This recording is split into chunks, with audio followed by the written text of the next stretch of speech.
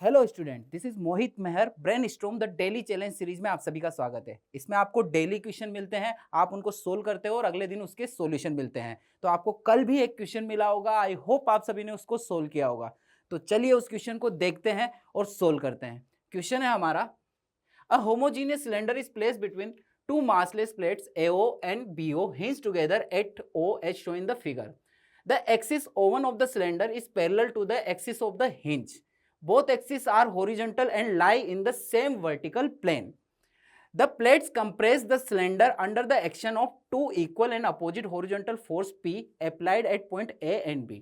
दो प्लेट्स दी हुई है मासलेस, ठीक है, उसके बीच में एक सिलेंडर रखा हुआ है और हम उसको पुश कर रहे हैं किस फोर्स से? P से, जिनका मैग्नीट्यूड सेम है और डायरेक्शन क्या है? अपोजिट है। आगे चलते हैं। आगे हमको बोला है the coefficient of friction between the two cylinder and the plate is mu, the angle AOB is 2 alpha. जो ये एंगल है AOB कितना है? 2 अल्फा हमको गिवन है। हमें क्या बताना है अब? What condition must be satisfy by the force P to keep the cylinder in equilibrium. ठीक है, हमें P की कंडीशन बतानी है जिससे ये सिलेंडर क्या रहे? इक्विलिब्रियम में रहे। तो हमें यहाँ इक्विलिब्रियम की बात की है, मीन्स हमको यहाँ ट्रांसलेशनल इक्विलिब्रियम के बारे में बताना है और रोटेशनल इक्विलिब्रियम के बारे में भी बात करनी होगी। ठीक है, तो यहाँ हम क्या करते हैं, कोई भी एक प्लेट ले लेते हैं, BO को ले लेते हैं और उस पर नेट टॉर्क को क्या कर देते हैं? 0 कर देते हैं। ठीक है, तो हम क्या करते हैं, ओके अबाउट टॉर्क लिखेंगे। ओके अबाउट टॉर्क लिखेंगे तो इस पॉइंट पे कौन सा फोर्स एक्ट कर रहा होगा? एक नॉर्मल फोर्स एक्ट कर रहा होगा और इस लेंथ के परपेंडिकुलर P का कौन सा कंपोनेंट आ जाएगा? P cos alpha. ये वाली लेंथ क्या होगी हमारी? X, और ये वाली लेंथ कितनी होगी? L। ये हमने मान लिया। तो हम अगर टॉर्क लिखना चाहें, क्लॉकवाइज को एंटी क्लॉकवाइज के बराबर करेंगे तो क्या हो जाएगा? N into x equal to P cos alpha into L। ठीक है, अब L और X की वैल्यू हम जो गिवन वैल्यू है उनके अकॉर्डिंग निकाल लेते हैं। तो यहाँ हमें रेडियस गिवन है तो R, इस छोटे वाले ट्राइंगल को कंसीडर करेंगे तो यहाँ से मैं क्या लिख सकता हूँ? tan अल्फा बराबर R अपॉन एक्स। ठीक है, तो यहाँ से X बराबर क्या हो जाएगा? R upon tan alpha. ठीक है, अब इस बड़े वाले ट्राइंगल को कंसीडर कर लेते हैं। ये लेंथ कितनी है? A, तो ये छोटी वाली लेंथ क्या हो जाएगी? A/2। ठीक है, तो इस बड़े वाले ट्राइंगल में हम लिख सकते हैं sine alpha equal to A/2L। ठीक है, तो L बराबर क्या हो जाएगा? A/2 sine alpha. ठीक है, इसको इस इक्वेशन में पुट कर देते हैं दोनों वैल्यू को, तो लिख सकते हैं n, x की जगह क्या लिख सकता हूँ? R upon tan alpha.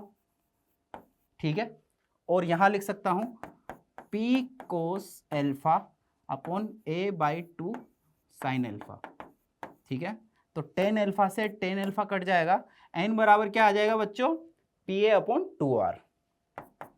PA upon 2R। ठीक है, यह होगी हमारी इक्वेशन 1। ये काम आएगी, इसको याद रखना। ठीक है, अब आगे चलते हैं। तो सिलेंडर की टेंडेंसी क्या हो सकती है? सिलेंडर की टेंडेंसी ऊपर जाने की हो सकती है। तो फ्रिक्शन किस डायरेक्शन में लगेगा? इन प्लेट के अलोंग इस डायरेक्शन में लगेगा। ठीक है, और जब सिलेंडर की टेंडेंसी नीचे आने की होगी तब फ्रिक्शन क्या लगेगा? अलोंग प्लेट के ऊपर के डायरेक्शन में लगेगा, इधर और इधर। ठीक है, तो दोनों केस को हम कंसीडर कर लेते हैं। सबसे पहले मानते हैं कि सिलेंडर हमारा ऊपर जा रहा है, मतलब इसकी टेंडेंसी क्या है? ऊपर जाने की है। तो हमने माना सिलेंडर ऊपर जाने की टेंडेंसी है, तो फ्रिक्शन कहाँ लगेगा? डाउनवर्ड डायरेक्शन में लगेगा। तो फोर्सेस को बैलेंस कर लेते हैं। तो यहाँ अगर मैं ऊपर नॉर्मल के कंपोनेंट लिखूँ तो क्या हो जाएगा? n sine alpha, n sine alpha, दोनों को लिख देता हूँ 2n sine alpha equal to, नीचे क्या लग रहा है? एक तो mg एक कर रहा है mg, और फ्रिक्शन के दो कंपोनेंट हो गए f कोस एल्फा, दोनों को लिख देता हूँ 2f कोस एल्फा। ठीक है, तो यहां से अब मैं क्या करता हूं? फ्रिक्शन की वैल्यू निकाल लेता हूं। तो फ्रिक्शन बराबर क्या हो जाएगा? 2n sine alpha minus mg upon 2 cos alpha. ठीक है, अब फ्रिक्शन की वैल्यू किसके कम होनी चाहिए, म्यू एन से कम हो सकती है या उसके बराबर हो सकती है। तो उसको भी पुट कर देते हैं, mu n is greater than equal to 2n sine alpha minus mg upon 2 cos alpha. n की वैल्यू हमने निकाली थी इक्वेशन फर्स्ट से, पुट कर देते हैं mu P A upon 2r greater than equal to 2 P A upon 2r, ठीक है, sine alpha minus mg upon cos alpha, 2 cos alpha, ठीक है। 2 से 2 चला जाएगा, 2 से 2 चला जाएगा, कोस एल्फा को उधर ले जाते हैं, फिर इस वाली टर्म को इधर ले जाते हैं और mg को इधर ले आते हैं। तो मैं डायरेक्ट लिखता हूँ mg greater than equal to P A upon R sine alpha minus mu P A upon R cos alpha, ठीक है। तो यहाँ से p को कॉमन लेके सारी टर्म को इधर भेज देते हैं, तो क्या हो जाएगा, p यहाँ से हो जाएगा a अपॉन आर को, r अपॉन a को कॉमन ले लेता हूँ, r अपॉन a बाहर निकाल लिया मैंने, ठीक है, mg upon sine alpha minus mu कोस एल्फा। ये तो हो गया हमारी एक कंडीशन। अब अगली वाली सिचुएशन पे चलते हैं, जब सिलेंडर की टेंडेंसी नीचे की तरफ जाने की होगी, तब क्या होगा, फ्रिक्शन किस डायरेक्शन में एक्ट करेगा, ऊपर के डायरेक्शन में एक्ट करेगा, ठीक है। तो सबसे पहले क्या करते हैं हम, यहाँ से फोर्सेस को बैलेंस करते हैं, नॉर्मल के 2 कंपोनेंट आएंगे, ठीक है, कौन से, 2n sine alpha, 2n sine alpha, ठीक है। फ्रिक्शन का भी कंपोनेंट आएंगे, दोनों ऊपर के डायरेक्शन में ही है, तो plus 2f cos alpha equal to mg, ठीक है। सीधा हमने क्या किया है, फोर्सेस को बैलेंस किया है। अब हम यहीं से जैसे पहले किया था हमने वैसे ही कर लेते हैं। फ्रिक्शन बराबर क्या हो जाएगा, mg minus 2n sine alpha upon 2 cos alpha, 2 cos alpha, ठीक है। अब क्या करते हैं, फ्रिक्शन की वैल्यू हाईएस्ट कितनी हो सकती है, म्यू एन के बराबर हो सकती है या उससे कम होगी।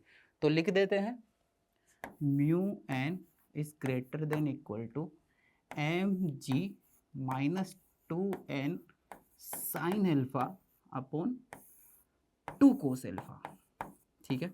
अब फर्स्ट इक्वेशन सबको पता है, n की वैल्यू क्या है, पी ए अपॉन 2r, तो उसको पुट कर देते हैं, mu P A upon 2r greater than equal to mg minus 2 P A upon 2r sine alpha upon cos alpha, 2 cos alpha. तो 2 से 2 चला जाएगा, 2 से 2 चला जाएगा, ठीक है। अब क्या करते हैं, कोस एल्फा को इधर ले जाते हैं, ठीक है, इस वाली टर्म को भी इधर ले जाते हैं और p को कॉमन निकाल लेते हैं।